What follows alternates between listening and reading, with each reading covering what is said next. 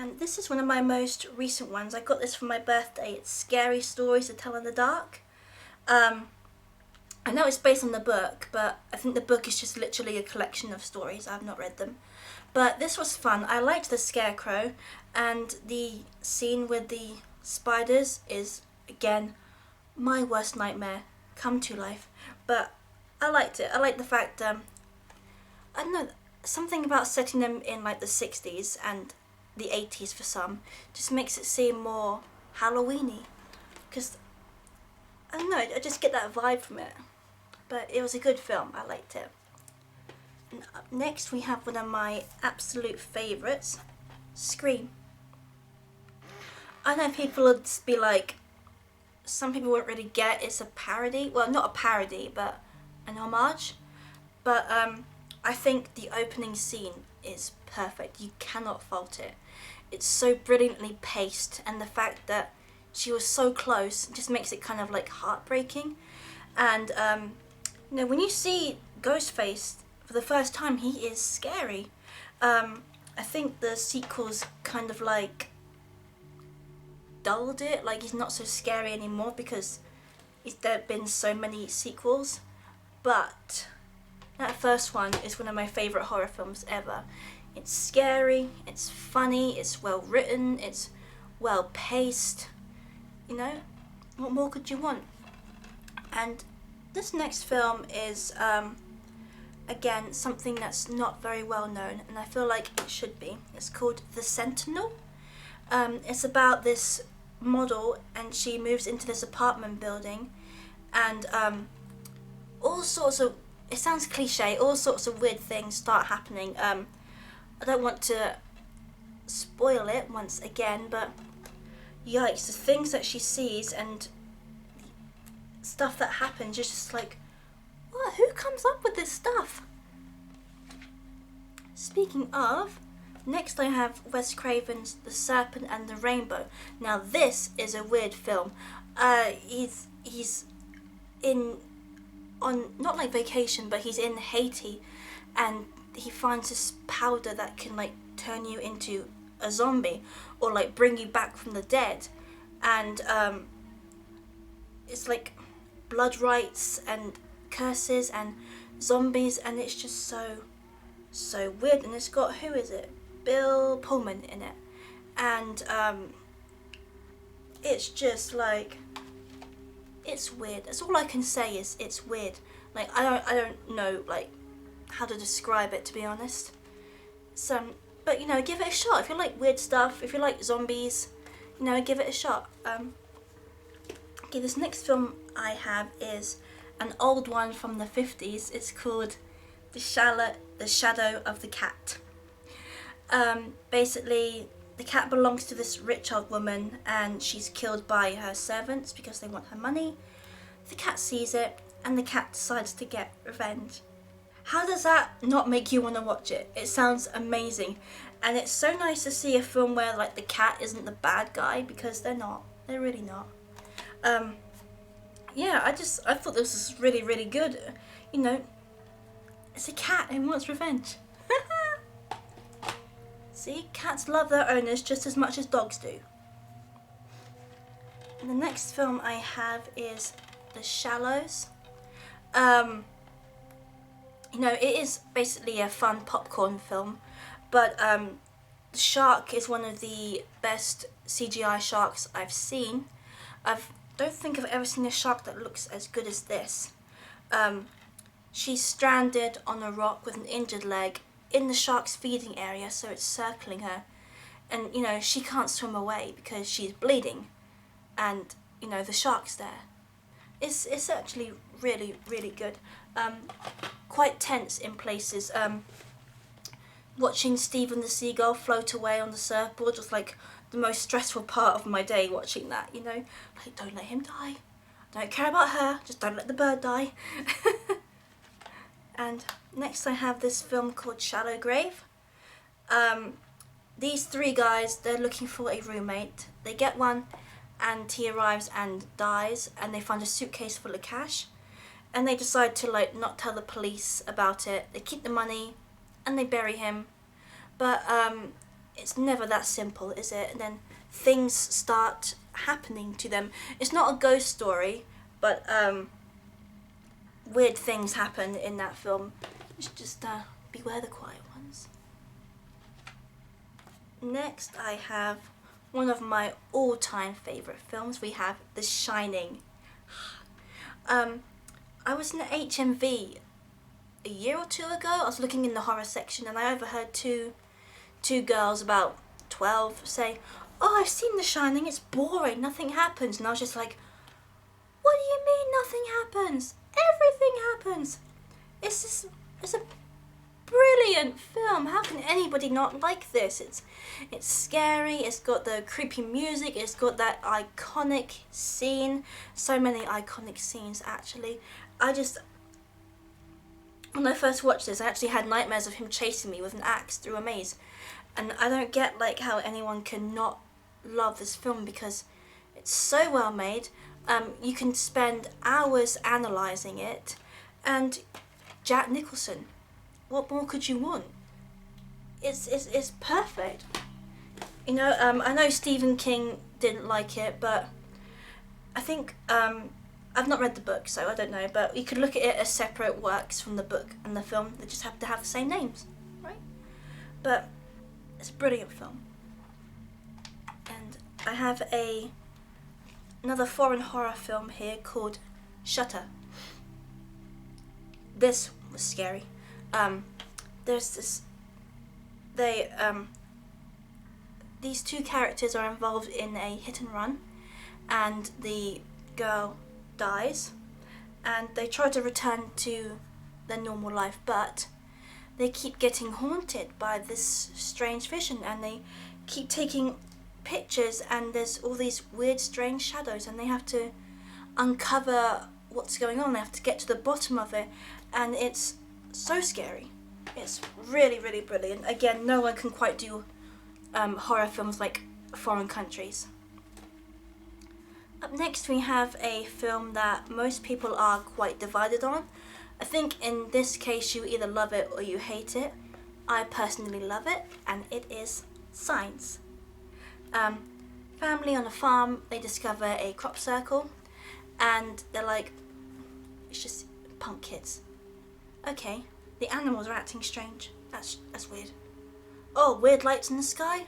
You know, I like the fact that it's just the family, you know, going through this as clueless as we are, and trying to figure out, you know, is it actually aliens?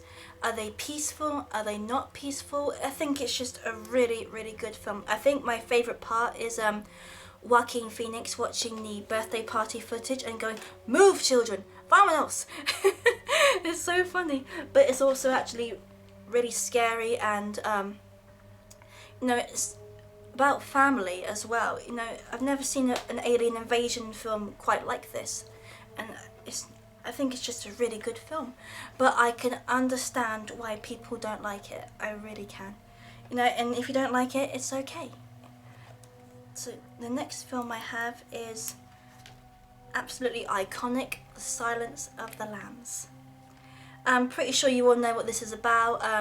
She is an FBI agent. She needs to interview Hannibal Lecter to help find this serial killer who's kidnapped the mayor's daughter? I think he's the mayor's daughter.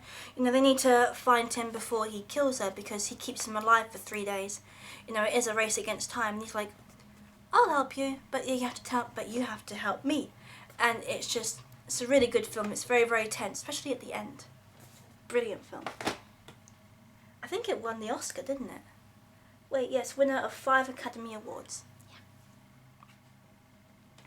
Up next we have another M. Night Shyamalan film, The Sixth Sense.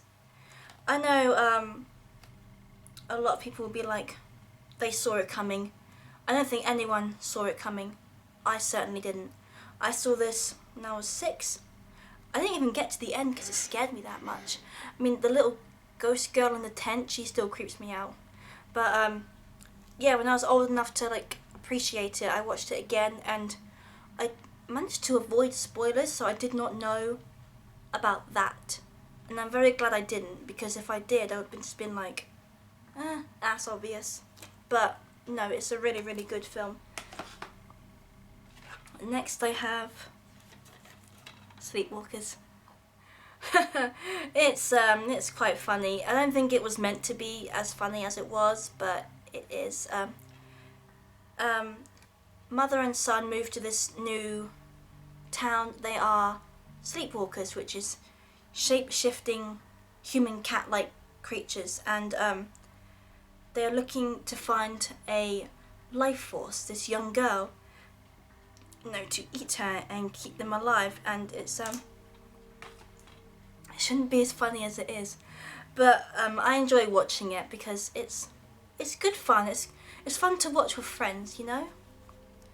And next I have this old film from the 40s. It's called The Spiral Staircase, and it's about this man killing women with afflictions, blind, deaf, mute, missing a leg or an arm, you know, something like that. And he's after this mute woman who's returning to this creepy old house, of course, to do her work there. I think she works like a maid or something. I've not seen it for a while. But yeah, there's reports that the killer is nearby. And the bedridden old lady, Ethel Barrymore, by the way, is like, you must leave this house. You know, doesn't even give her any clues, but just say like, leave this house.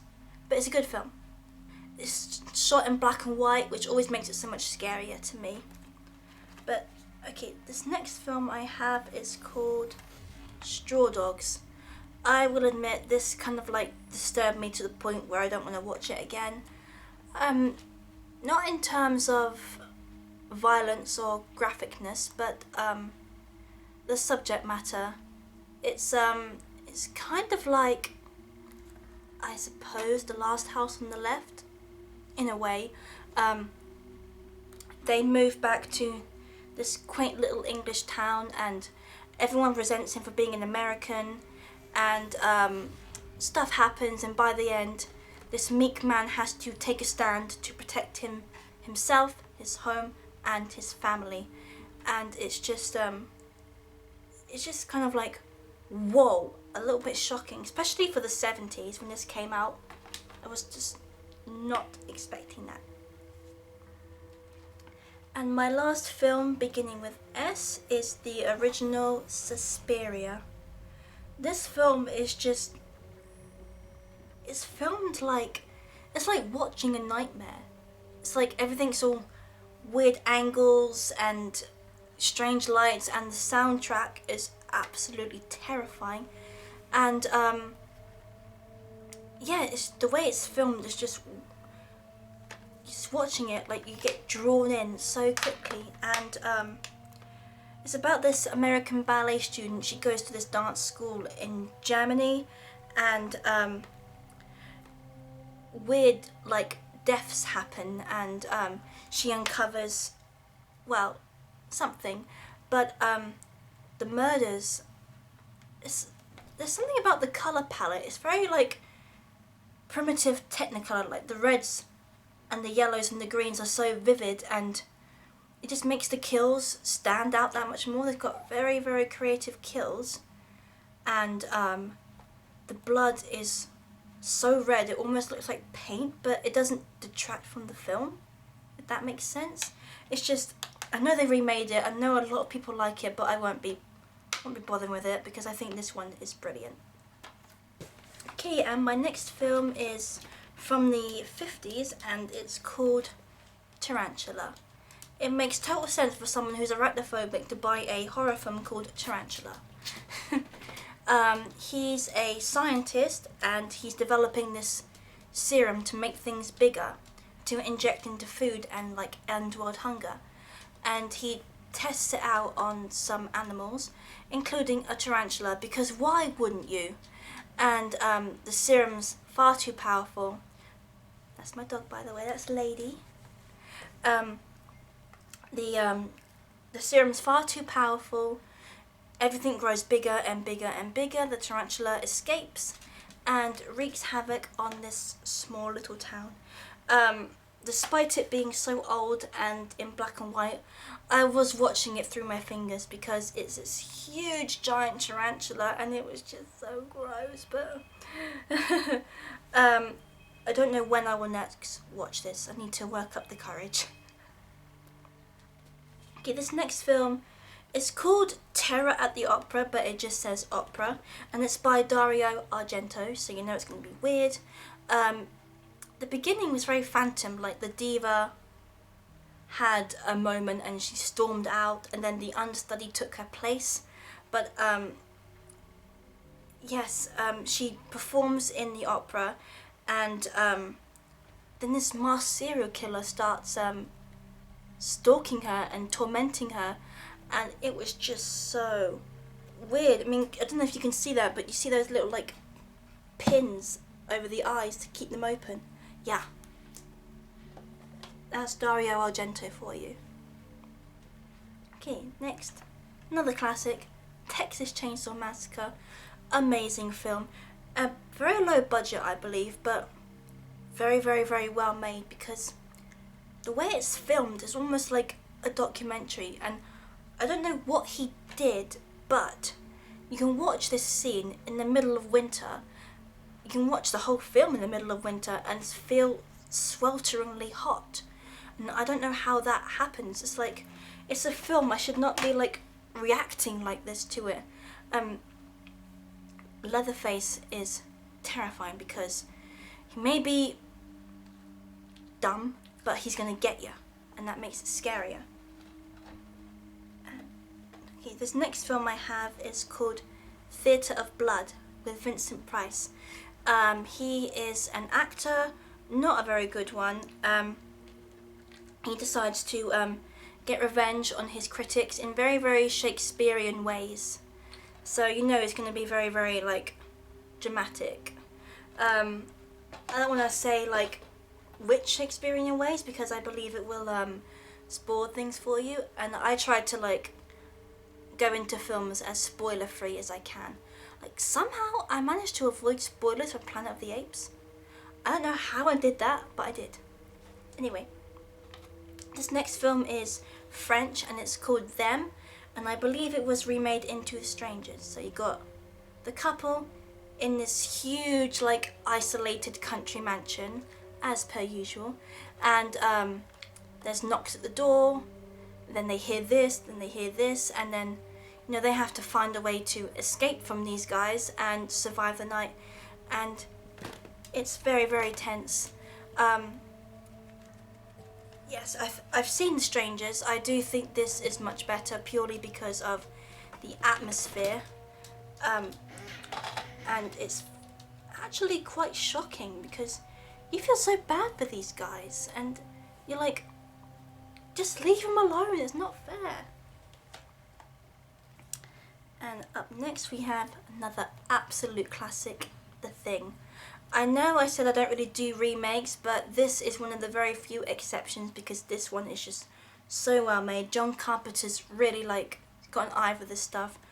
The special effects hold up wonderfully even after all these years, and I can't get enough of this film. I could watch it over and over again because you know they do everything right. They're smart, you know, but it doesn't help them. And I have a 3-film box set here of Tremors. I've only seen the first one because, again, not too fond of sequels, but the first one is brilliant, you know. It's scary but a little bit funny, and I could just watch it over and over again. I really like the designs of the monsters as well. The fact that they're underground and they hear you, it's like you have to walk. And even if you like jump up on the shelf and walk across the shelf, they can still hear you, which makes it scary because you can't escape. Okay, so I have another box set here. This is Twin Peaks, and this is the entire mystery. It's got the complete series. This was before Series 3 came out, and the film, and deleted scenes and stuff. I have not watched every episode. I'm very close to finishing Season 2, and hopefully it won't be too long then I can start Season 3, because I I thought that after he found out who did it, after Cooper found out who did it, things would wrap up, but they don't seem very, very close to wrapping up, which is weird because I thought it was going to be. Yeah, it's I don't know. Is it thriller? Is it comedy? Is it drama? It's weird, but it's good. I need to finish watching them. So next, going back to Hitchcock, we have Vertigo. Brilliant film. He is afraid of heights, as you can probably tell, and he has vertigo, of course, and he's hired to stop a friend's wife from committing suicide. He's hired to follow her around, and he does, and he finds out that he's becoming a little bit obsessed with her, and he stops her from jumping into the bay, and they start a thing, and it just kind of like snowballs from there. And again, I was not expecting what happened to happen, and then I was not expecting that to happen, and I was just like, what? Yeah, this is definitely one of Hitchcock's best films. I was so surprised. Okay, up next I have the original Village of the Damned, about these children that are born on the same day. They can sense what you're thinking, and they're evil, and they must be stopped. It's a very good film, very fun. I like watching it. One of the actors who plays the dad is the voice of Shere Khan from the Jungle Book, which is a fun little fact. This next film is one of my all-time favourites. I feel like it's so underrated, and I really, really, really wish more people knew about it. It's called Wait Until Dark. It's got Audrey Hepburn in it. She plays a blind lady tormented by 3 thugs as they try to search her apartment for this heroin stuffed doll they think she has, and they'll stop at nothing to get it. How can you be mean to Audrey Hepburn? And she's blind. You can't be mean to blind Audrey Hepburn. That's just, don't do that. What's brilliant about it, so it's all set in one room because it was based on the play, and there's a scene near the end where all the light bulbs on screen get smashed, and in the cinema when this came out, all the lights went out one by one, even the exit light, so that when the last light was out, you were in pitch black. How amazing does that sound? They would never do that now, but I would love to see this on the big screen with the blackout. That would be amazing. It's just, again, I really, really wish more people knew about this. It's so underrated and so well made, and Audrey Hepburn and Alan Arkin. What more could you want? Okay, up next, going back into the sci-fi, I have the original War of the Worlds, which I think is well made. I mean, it's low budget, you can tell, but it's still a very, very good film. I've not seen it for a while, so I don't remember the major differences, but yeah, it's definitely worth checking out. And of course I have the remake, because I did see this first as a kid, and the one scene that really stuck with me was like this train on fire, and it was still going down the tracks, and that just like really messed with me for a little bit. But yeah, I need to watch them both again, because I still remember the tripod sound being so scary. And up next I have Whatever Happened to Baby Jane. Brilliant. If you didn't know, Baby Jane was a child star who faded out as she got older, which happens a lot. And as she got older, her sister Blanche was, is it Blanche or Blanche? Blanche sounds weird. Her sister became a movie star, and Jane was like pushed aside. And then one evening, Blanche was crippled in a car accident, and Jane was like nowhere to be found. And so it's about them living in isolation in this mansion. Jane's like regularly tormenting Blanche, things like that. It's a really good film. It's a very good psychological thriller. And Betty Davis and Joan Crawford, the two rivals working together. And next I have the original When a Stranger Calls from the 70s. The first 20 minutes So scary. Everyone knows the legend of the babysitter and the man upstairs. At first I was like, it seemed like the middle section was kind of tacked on, but if you've not seen it, and if you've seen the remake, it's more about the detective trying to catch the man upstairs because he's out of prison now, and they don't want him to do what he did again, you know? And yeah, it's all about them trying to catch him, but there is that scene near the end where Carol Kane is back. I have seen the sequel, When a Stranger Calls Back. I think it was from the 90s, and that was actually quite good. It was unexpected. I wasn't expecting to see that. But yeah, no, give this one a shot. I think if only the opening 20 minutes, because it's very scary. I think it's much better than the remake. Up next I have the original The Wicker Man. Classic, iconic film. It could be considered a horror musical, couldn't it? Because there's like 5 songs. This policeman, he goes to this little island and looking for a missing girl, but everyone denies that she even existed. And it's like, I know she did. Christopher Lee as Lord Summerisle, in a dress, in a long wig, in makeup. He shouldn't be terrifying, but he is. It's quite horrific, actually. I mean, you know the parts I mean, if you've seen it. If you haven't, I think you should give it a watch, because it's one of my favourites. Next I have The Witch, or The Vivitch, set in like the 1600s. The baby disappears because the family have been like exiled, and there's a witch like floating around, and everyone thinks it's the daughter, but it's not. But I'll be honest, I was unimpressed when I first saw this, but again, that was a trailer thing, so I need to give it another watch, because Black Phillip was very scary. And yeah, give it another watch, fully absorb it. I'm sure I'll enjoy it more this time around. So next we have the original The Wolfman with Lon Chaney Jr. And I've not seen this for years, but it is the Wolfman. You know, he gets bitten by a werewolf. The special effects are actually pretty good for the time. You know, the way that they showed the transformation, because obviously they couldn't do what an American Werewolf in London did, because they just didn't have the stuff. But yeah, it's a good film. I will rewatch it because I definitely enjoyed it, and I like the atmosphere, like the moon, the big moon, and the fog and the forest is really, really creepy.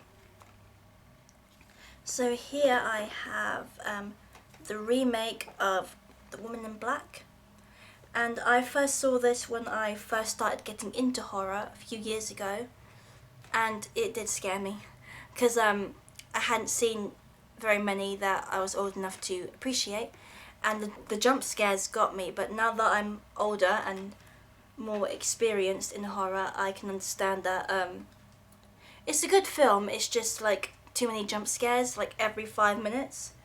But I do have on Blu-ray the original Woman in Black from the 80s. Oh my, now this film is scary. That's what it looks like out the case. Oh, I watched it with my mum, and she could barely, like, she was covering her hands, she could barely look at the screen. There's no jump scares, it's just the tension. You're on the edge of your seat waiting for something, and you're like, you don't want to look because you don't want to see it, but you want to look away so you don't have to see it. It's very, very, very well made. I actually had the chance to see the play a few years ago, and that was scary. I've never heard a theatre full of people scream before. I spent most of it hiding behind my program, you know, and that was terrifying. So yes, that is my collection of horror, thriller, sci-fi, monster movie films. I hope you enjoyed watching, and hopefully I'll see you soon. Bye!